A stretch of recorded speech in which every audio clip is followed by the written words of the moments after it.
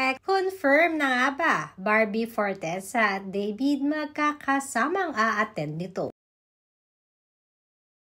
Mukhang tapos na nga ang ginagawang teleserye or project ni Barbie Fortesa dahil kahapon ay nag-update siya sa kanyang social media account na it's a wrap.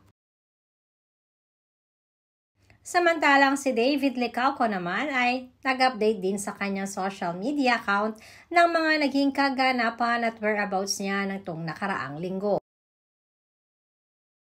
At ang mga pictures na ito ay mukhang sa Siargao nga kuha, subalit wala namang bakas ng babaeng pilit na inililing kay David Licauco.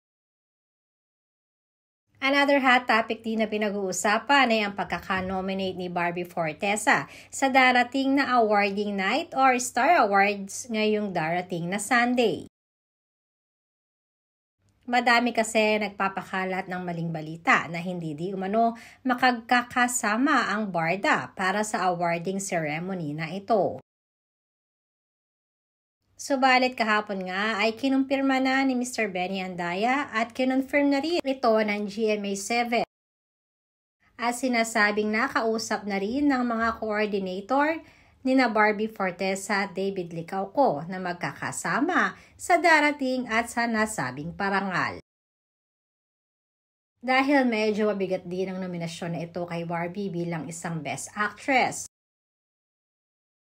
Madami naman ang walang doubt na makukuha ito ni Barbie dahil hindi naman lingid sa kalaman natin kung gaano kagaling na aktres ang isang Barbie Fortesa.